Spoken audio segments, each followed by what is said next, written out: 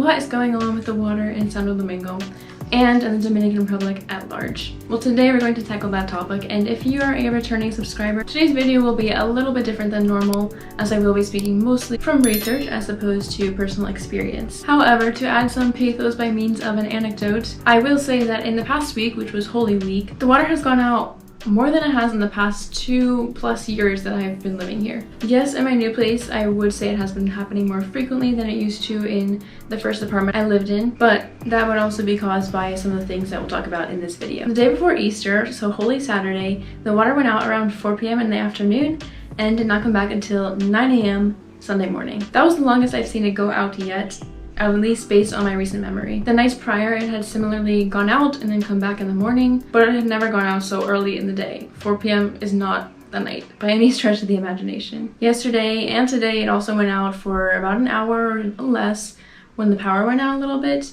Sometimes it coincides with the power going out, sometimes the water just goes out. And last night when I woke up to go to the bathroom, there was no water, but there was water when I woke up.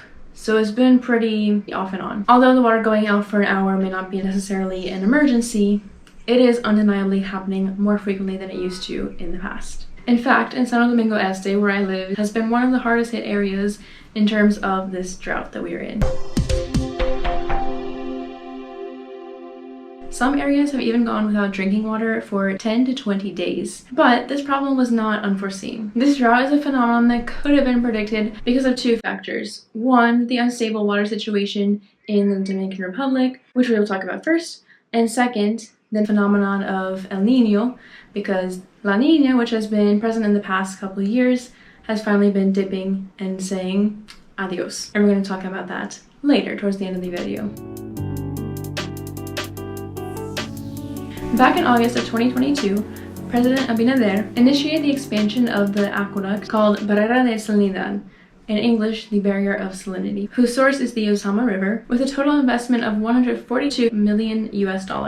This expansion would benefit over 1.8 million inhabitants of Santo Domingo North and East, Norte y Este. According to Felipe Sobrevi, the director of the Corporación del Acueducto y Alcantarillado de Santo Domingo, in other words in English, the Santo Domingo Aqueduct and Sewerage Corporation, which I'll call CAS for short, the aqueduct started out producing about 1.8 cubic meters of water per second, which had increased to 2.5 cubic meters of water per second last year. The goal of the expansion project was to restore production level to 4 cubic meters of water per second in the first stage, which was to be in the first third of 2023, towards the end of which time I'm making this video, and then with the expansion to eventually reach 6 cubic meters of water per second in 2024, doubling the production of water in Santo Domingo Este, East, and increasing the production of water in Santo Domingo Norte, the North, 50%. Felipe Sobrevi predicted that this expansion would mark a before and an after in the water situation in Santo Domingo Norte y Este, solving the lack of drinking water in the city at large. In February 2023, he expanded that forecast to predict the situation regarding water would be changed in the entire country, as he spoke on a drinking water and sanitation law that was soon to be proposed. He added that although the water situation in the Dominican Republic has improved a lot, having a president who does invest in that area really will help the country make strides that it hadn't before. He also added that, however great our progress has been up to this point, when we find ourselves in positions like the present drought, it doesn't matter how much good equipment there is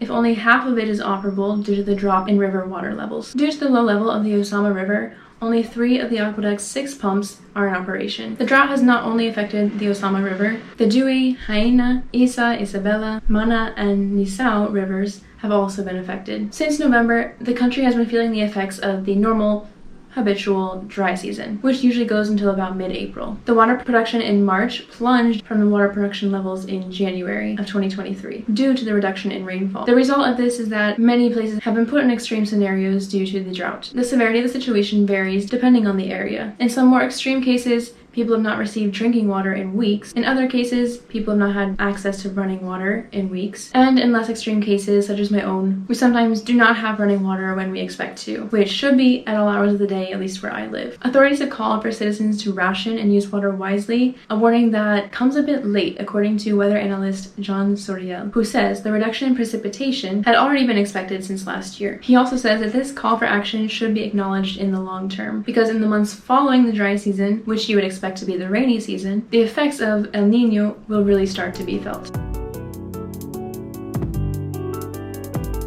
What is El Niño? Maybe you've heard it before in the news. It is something that can have global effects. So let's talk about it a little bit. This is a weather phenomenon that refers to the ocean surface water in the eastern tropical Pacific Ocean being atypically warm. It is not a regularly occurring phenomenon and can appear in 2 to 10 year intervals. It affects everything from ocean temperatures, weather, and currents from South America to Australia and beyond. During El Niño, west-blowing winds become weaker, and the long and short of it is that this can cause drastic increases or decreases in rainfall depending on the region. If you'd like to know more about El Niño and La Niña, I'll link an article below for all of your curiosities.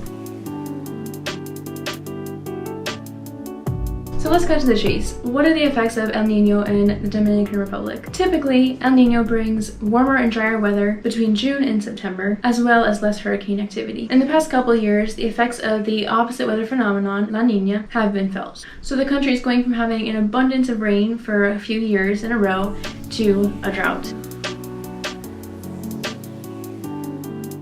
So what has the country done to combat this oncoming and already very present drought? Well, if we're talking about CAS, some measures that CAS has taken include increasing the fleet of water tank trucks to distribute drinking water to areas that have been most affected, equipping wells in other areas that have also been hit very hard, rescheduling water distribution operations, cracking down on leaks in their infrastructure to minimize water loss, technical support working 24 hours a day, and most importantly, the one that affects all of us, calling upon the population through all available modes of communication, television, radio, newspaper, social media, to limit water use to the most necessary tasks and avoid things such as washing your car or watering unnecessary plants. CAS also called upon citizens to avoid water waste during the Holy Week, discouraging the use of pools. For those who don't know, the tradition is something I just learned about this year. Because of this, many neighborhoods, people would buy these little inflatable pools, or kind of big ones too, and set them up outside during Holy Week, which is arguably the most important holiday season in the Dominican Republic because it's when people get the most days off. Now, these neighborhoods, you might have had a certain picture come to your mind if you're like me from the US, imagining a typical suburban neighborhood. They're not like that. These neighborhoods are just buildings, sidewalk, and road. So where do they put the pools? They put them right on the sidewalk, kind of overflowing into the street even. And as you might imagine, it caused a bit of outrage to disrupt this beloved Dominican tradition, especially considering there are plenty of resorts in this country and wealthy neighborhoods who have private pools filled with water and well-maintained yards. As often happens in our world, things are simply not fair, and the lives of the rich remain unaffected, while the poor must often go without the most basic necessities such as water. As mentioned in the beginning of this video, many people have not had water, drinking water, for days or weeks, and it's not a situation anyone wants to have to deal with. So there are plenty of things you can do to conserve water. Look them up online if you're unsure what those are. But that concludes today's video. Just wanted to bring this event to light. My advice is to heed the warning of CAS, limit your water use, don't leave the water running unnecessarily, and most importantly, let's just all take care of each other. Anyways, thank you so much for watching. If you enjoyed it or learned something, please feel free to comment and like this video. Don't forget to subscribe. Thank you so much for watching. I hope you have a great rest of your day, and I'll see you in the next one. Take care, everyone.